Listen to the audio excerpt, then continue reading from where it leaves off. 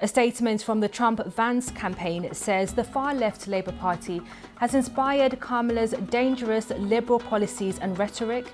In recent weeks, they've recruited and sent party members to campaign for Kamala in critical battleground states, attempting to influence our election. Keir Starmer could end his presidency after Donald Trump dropped a bombshell accusing the UK Labour Party of having illegal foreign interference in the US presidential election. This much insult on live TV? Well, that's fair, because paying those MPs to support Kamala Harris was a little more personal. All I can tell you is that I've spoken to people in the military here, I've spoken to people close to the incoming Trump administration, and there are deep concerns about a Mauritian government that is moving a long way to the left, that doesn't appear to like America very much, that is getting closer to China, even though it's not part officially. Now that we know Trump is in reign, he makes sure to answer to every bold step in his style. Unapologetic and bold. He's throwing a 20% tariff tax on UK goods and gave a hint to veto in the case of Chagos Island. He's not coming slow. With the US being one of the UK's biggest trade partners, Starmer's next steps could determine more than just his political future, and it'll kind of decide the future of Britain too. Let's talk, Tom, about Donald Trump and American elections, because he's starting to pull away a bit from Kamala Harris in the polls, certainly in the swing states. But an interesting story dropped yesterday afternoon, where, you know, the story of all the Labour Party apparatchiks going over to help Kamala Harris's campaign. Apparently, Donald Trump now thinks that that's illegal and wants to sort of investigate legally whether he can take action against them. The political mess that's got everyone talking is between none other than Keir Starmer and Donald Trump, causing an absolute storm with some explosive accusations.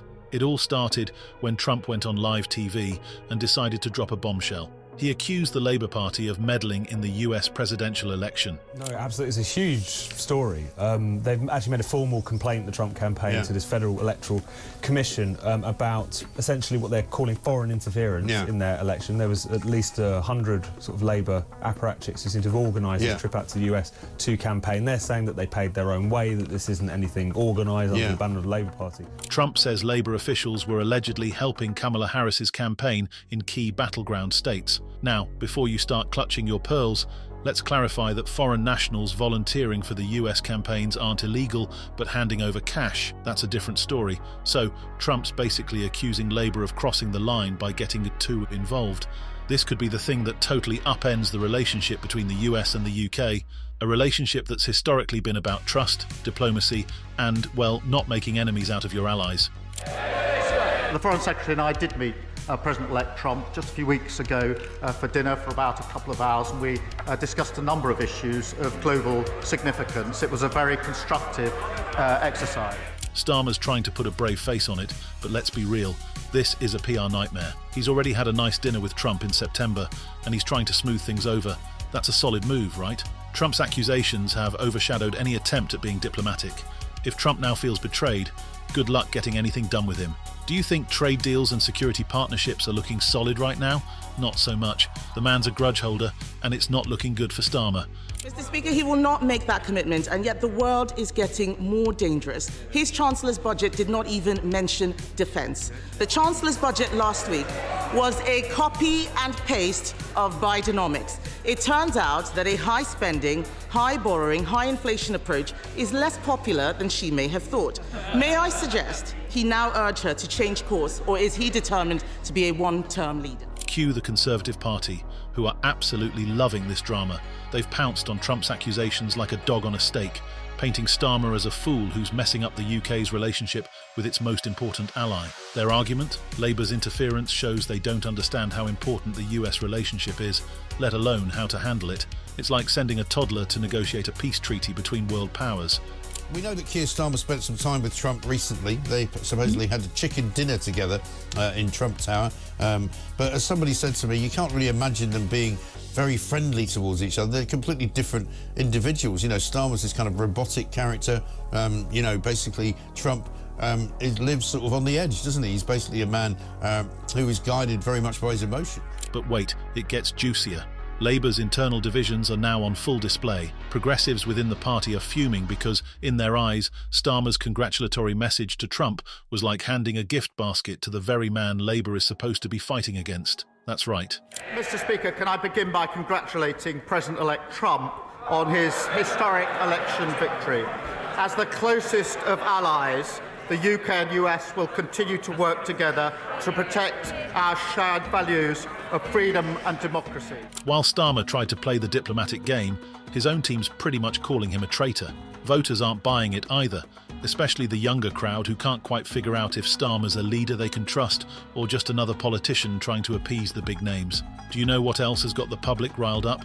The question is whether Starmer's actually competent enough to lead on the global stage. You see, some critics believe the Labour Party's involvement in US politics shows a kind of naive game, as if they didn't even realise the chaos they were about to receive. This is the kind of thing that Trump and the Tories will use to make Starmer look out of his depth. He's got enough problems at home without stirring up a transatlantic political crisis. Britain should align itself with the United States on trade, rather than pursuing closer ties with the European Union. There are fears that a second Trump administration could trigger a global trade war, with Trump promising blanket tariffs of up to 20% on goods imported into the United States. And speaking of problems at home, Trump's accusations are affecting UK business. The US is the UK's biggest trading partner. That means any strain in the US-UK relationship could hit the UK economy hard. Trump's been rolling out tariffs like they're going out of style, and UK industries, especially manufacturing, have taken a big hit. Steel, aluminum and cars, if your business deals in any of those, you're already sweating. For example, the UK shipped $3.6 billion worth of cars to the US in 2021 alone. However, when Trump slapped tariffs on steel imports, UK cars became more expensive for US buyers. Not ideal, right? And our correspondent James Waterhouse. And James, we've had that first official statement from President Zelensky, but behind the scenes, give me a sense of what you're hearing. I think, Matthew, from soldiers, civilians, all the way up to President Zelensky's cabinet, they are analysing different shades of the unknown. I think Kamala Harris' victory would have provided some relative certainty if you looked at what she'd said about giving Ukraine support for as long as it took. Now that Trump is back in power, the UK manufacturing sector is in real trouble.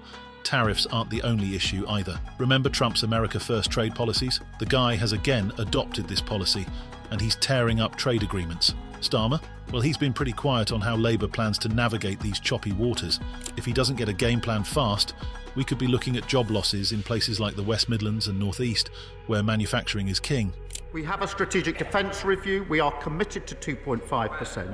Well, I would remind the public the last time 2.5 was met was under the last Labour government. It's not just about the economy, though. Trump's foreign policy could cause serious headaches for Starmer. Take defence spending, for example. Trump's been on a mission to get NATO countries to spend more on defence, arguing that the UK and others aren't pulling their weight. Now, Labour's already dodging commitments to spend 2.5% of GDP on defence by 2030. And it's not like they have a solid defence strategy either. This is all giving the Tories a golden opportunity to paint Labour as weak on national security. I mean, if you can't even agree on defence, how can you be trusted to run the country? Well, it's also been reported that Donald Trump is set to stop Britain's deal to give away the Chagos Islands when he returns to the White House. That was following criticism, severe criticism, from Republicans on the Hill. But the plot thickens because of the Chagos Islands issue. If you haven't heard of this, let me tell you a little. The US has a military base on a British-controlled island in the Indian Ocean, and now the US might return it to Mauritius. Biden's team is cool with it, but guess who's not? Trump. Diego Garcia was described to me by a senior Trump advisor as the most important island on the planet as far as America was concerned. So you're going to find outright hostility. And by the way, when it comes to the Chagosian people, yes, of course, what happened to them was truly awful. They do not wish to live. They're unanimous in this. They do not wish to live under Mauritian rule. They want to live under British rule because they actually trust us. Trump's back in the White House, and the Chagos Islands deal? It's on his radar. He has already given a threat to veto this deal, and in that case, it'd be a major problem for Keir Starmer and the UK. And if Starmer can't handle this crisis, it could backfire badly, hurting his credibility and the UK's international standing. Trump's not waiting for anyone to catch up. He's already made his move. Mr. Speaker, he does not answer the questions, just read the lines the officials have prepared for him. It doesn't sound like he wants to invite President-elect Trump to Parliament. he needs to look after the special relationship. The US is our single biggest trade partner. The Tories, of course, are wasting no time in pointing out all of Labour's weaknesses. They've been quick to label Starmer as inexperienced and reactive when it comes to foreign policy. Labour's already under fire for not being prepared for complex international issues, and this could be the straw that breaks the camel's back.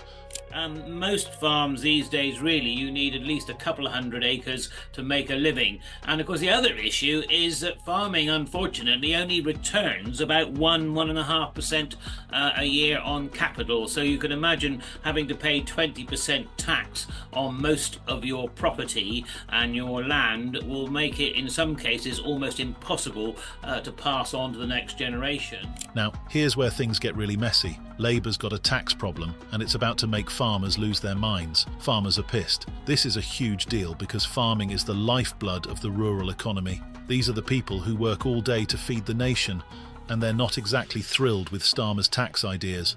Kemi Badenoch, who's not about to let Starmer have all the fun, is offering up a $5 billion investment in farming. She aimed at keeping UK agriculture alive and well. Kemi's basically saying, "We got your back, farmers." Meanwhile, Starmer's over there trying to sell a tax that's about as popular as a wet sock at a bonfire. It's like a disaster in the making. Mr. Speaker, the Prime Minister did not distance himself from the remarks made by the Foreign Secretary, and I'm very sure that President Trump will soon be calling to thank him for sending all of those North London Labour activists to campaign for his opponent. Given that most of his cabinet signed a motion to ban President Trump from addressing Parliament, will the Prime Minister show that he and his government can be more than student politicians by asking the Speaker to extend? Remember that live TV debate between Starmer and Kemi Badenoch? Starmer accused the Tories of being all scripted and corporate, but his own plans were pretty much non-existent. Kemi took the opportunity to point out that Labour's budget didn't have enough for defence or farming. We have a strategic defence review. We are committed to 2.5%. Well, I would remind the last time 2.5 was met was under the last Labour government. 14 years, and they never did it once. Last year, the NAO identified a £17 billion black hole in the MOD finances. The former Defence Secretary said the previous government hollowed out the armed forces. Starmer struggled to defend Labour's position on farming and trade. The Tories are winning the debate, hands down. Starmer's responses were all over the place, and his lack of a solid plan isn't doing him any favours. It's all a huge mess for Starmer. Trump's bombshell allegations, Labour's weak defence policies, and the disastrous farming tax. This is a perfect storm that could sink his leadership. So, what's next for Keir Starmer and the Labour Party? Can he handle all the problems he's facing? Or is this the start of the end for his leadership? With issues like US relations, trade wars, defence spending, and policies for farmers on the table, the pressure is on. Will Starmer be able to win back the public's trust and keep his party together?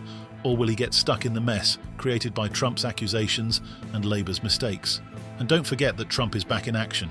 What if he vetoes the Chagos Islands deal and puts the UK in even more trouble? Can Starmer fix these tricky international issues, or will it be too much for him?